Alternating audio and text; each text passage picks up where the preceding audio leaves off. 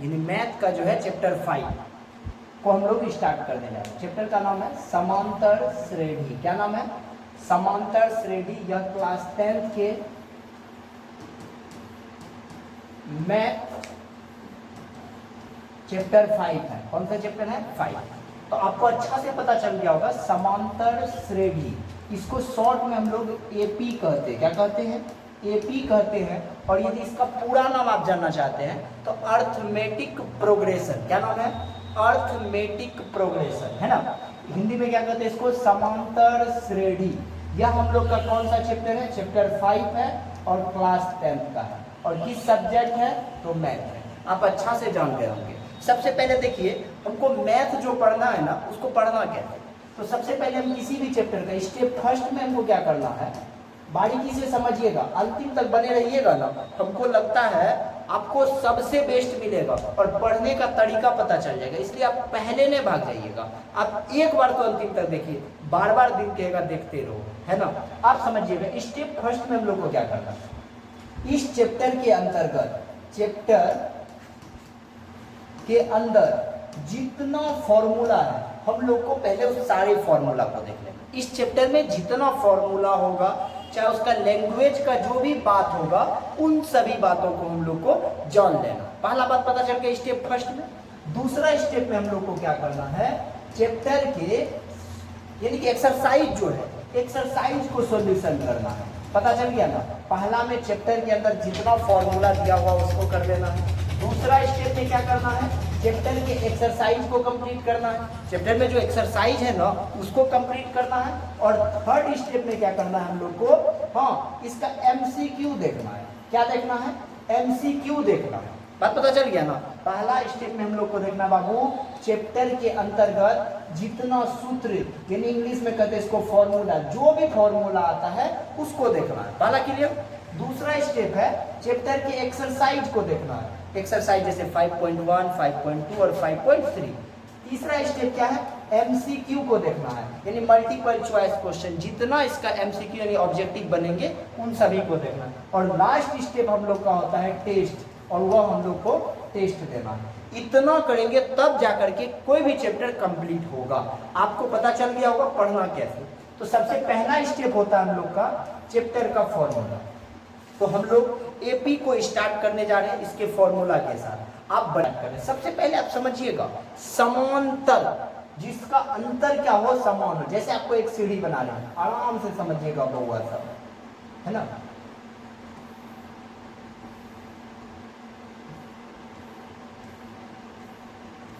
देखते रहिएगा।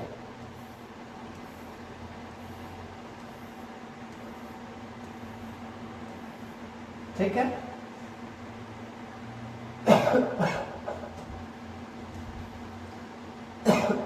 उसके बाद देखिए इसको,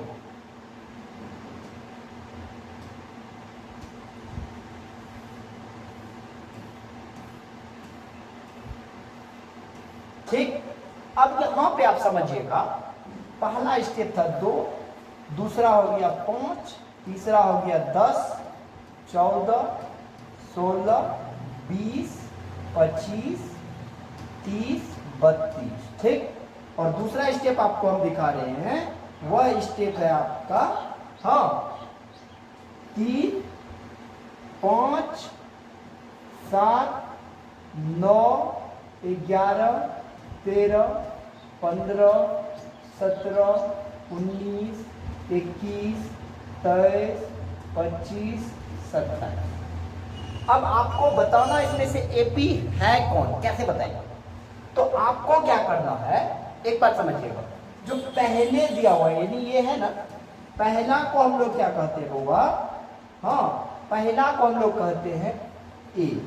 पहला तो A1, दूसरा हो गया A2, तीसरा हो गया A3, चौथा हो गया A4, पांचवा हो गया A5, A6, dot dot dot ऐसे चलते रहेगा। ठीक है, क्लियर हो गया। अब आपको बता, यहां भी हो जाएगा A1, A2, A3, A4, A5, A6, A7, ऐसे करके डॉट डॉट डॉट डॉट चलते रहेगा। अब आपको पता चलना चाहिए जो समांतर, समांतर मतलब होता है जिसका अंत, एक तो समांतर आप लोगों को पता है जो जाए कहीं नहीं मिले, लेकिन दूसरा आपको याद रखना पड़ेगा समान अंतर। क्या बात होता है?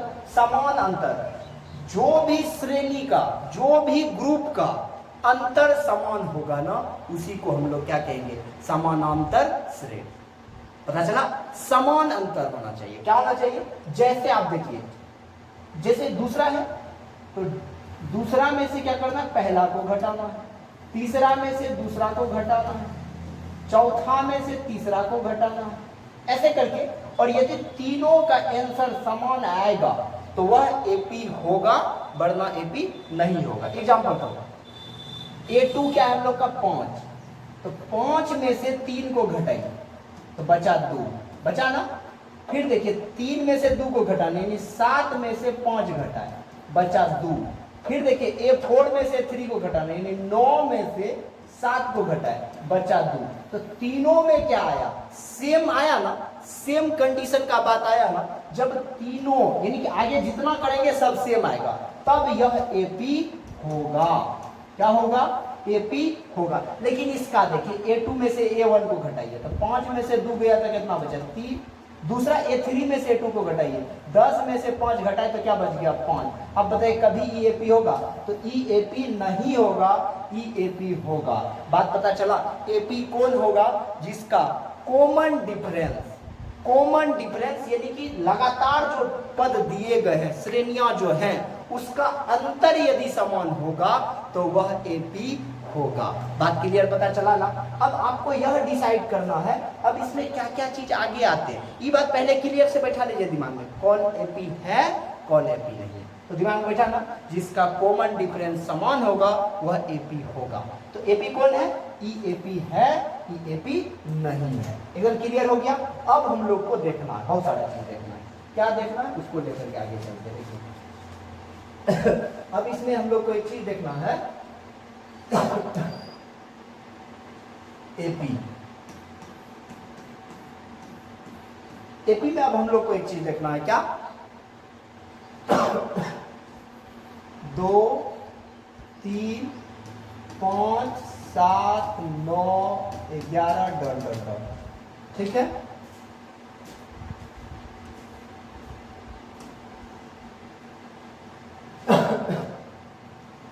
अब देखिए जो सबसे पहले, इसका नाम आपको बताया A1, इसका नाम बताया A2, इसका नाम A3, A4, A5, A6 dot dot dot. Last में आपको मान लेते हैं दे दिया 51। ओके? अब आप खुद बताइए, जो पहले में आया, जो पहले में आया उसको हम लोग क्या कहते हैं? प्रथम पद। क्या कहते हैं? प्रथम पद। तो क्या हो गया? A1। द्वितीय पद क्या होगा? द्वितीय पद क्या होगा? A2। तृतीय पद, बस 3 ही लेना हम लोग को। तृतीय पद क्या हो गया? A3। यहां तक पता चल गया ना? A3 तक ले लिए। अब समझिएगा होगा सब। अब एक चीज और आता है, आता क्या उसको हम बताने जा रहे हैं। आप आराम से खाली समझिएगा, बहुत मजा आ जाएगा। है क्या?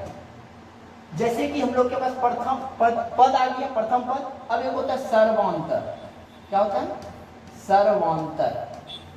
इंग्लिश में इसको कहते हैं कॉमन डिफरेंस। क्या कहते हैं? Common difference. सर्वांतर को क्या कहते हैं? Common difference. समझिएगा, इसको हम लोग डी से डिनोट करते हैं। Common difference is denoted by D. ठीक है? अब एक चीज देखो, डी का फॉर्मूला होता क्या है? सेकेंड टर्म में से फर्स्ट टर्म को माइनस कर दीजिए, यानी कि द्वितीय पद जो है, यानी A2 में से क्या कीजिए? A1 को माइनस कर दीजिए। दूसरा डी निकालना है, A3 में से A2 को कर दीजिए, और निकालना है A4 में से A3 कर दीजिए। मतलब ये बात पता चल गया होगा। आगे जो उसमें से पीछे को माइनस करना, फिर जो अगला उसका पिछला, फिर जो अगला उसका पिछला। इस प्रकार से आपको क्या मिल जाएगा? कॉमन डिफरेंस मिल जाएगा। तो common difference is denoted by D. Okay? Common difference is denoted by D. और हिंदी में इसको हम लोग कहते हैं सर्वांतर। क्या कहते हैं? सर्वांतर। क्लियर? तो आप प्रथम पद को किससे डिनोट करते हैं? A1 से। द्वितीय पद को किससे? A2 से। तृतीय पद को किससे? A3 से। और कॉमन डिफरेंस यानी क्या डी।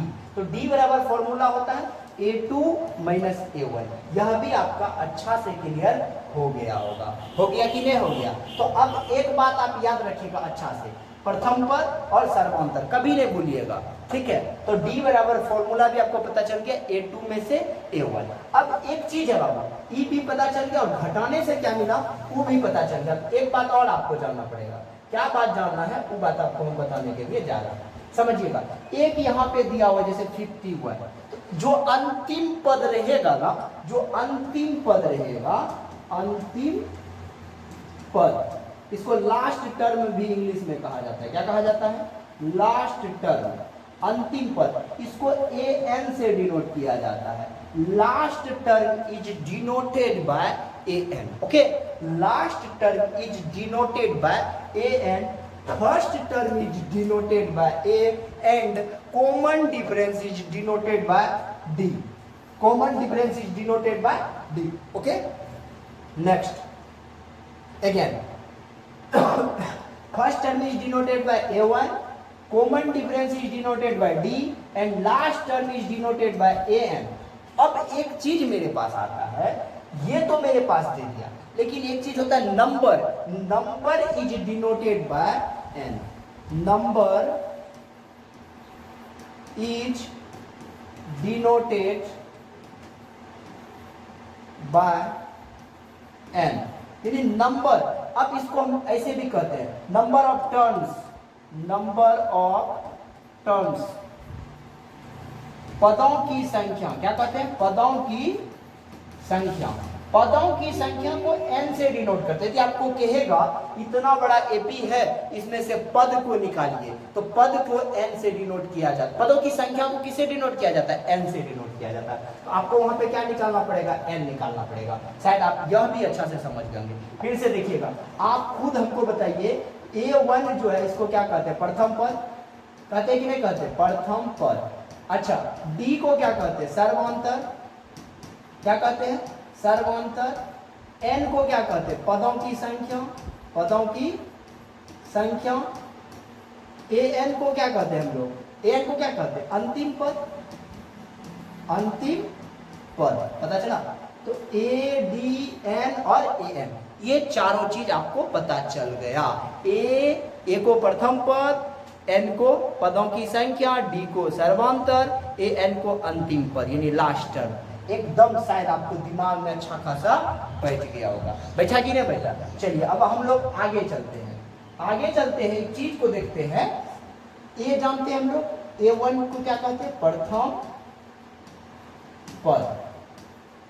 फिर होता है n को हम लोग कहते हैं पदों की संख्या। फिर हम लोग के पास आता है d को क्या कहते हैं? सर्वांतर। फिर हम लोग के पास आता है an, जिसको हम लोग कहते हैं अंतिम पद। कौन सा पद? अंतिम पद। कौन सा पद? अंतिम पद। अब समझिए, अंतिम पद। अब इसी से फॉर्मूला तैयार हो गया, an बराबर a plus n minus 1 into D. क्या फॉर्मूला बनकर क्या गया? an बराबर a plus n minus 1 into D. याद हो आपको? an बराबर a plus n minus 1 into D. शायद अच्छा से दिमाग में आपका बैठ गया होगा। अब आप चलिए, अब जो मजा आएगा वो मजा आपको देखना। अब आपके पास एक सवाल है, छोटा सा सवाल है।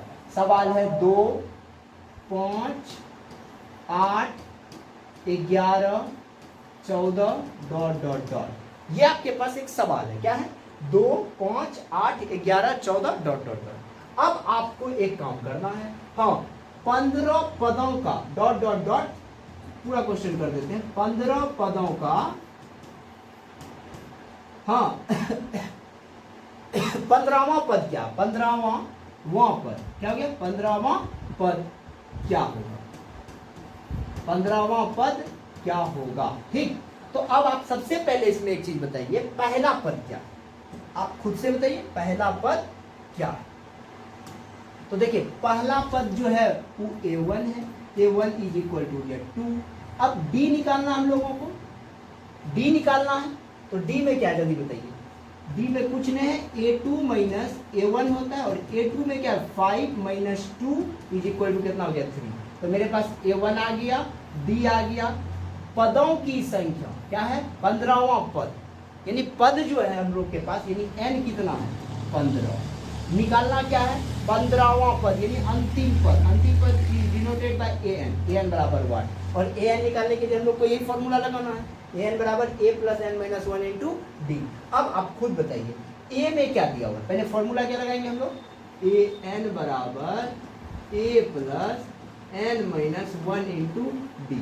बताइए a कितना है, a मतलब a1 कितना है 2 है, प्लस n कितना है बताइए जल्दी से 15 माइनस 1, डी कितना है जल्दी से बता दीजिए आप 3 है ना। अब देखिए तो 2 प्लस 15 में से गया 14, 14 दिया 42, 42 दो कितना हो गया 44, हुआ या नहीं हुआ। तो लास्ट टर्म यानी 15वां टर्म जो होगा वो हो जाएगा आपको 44।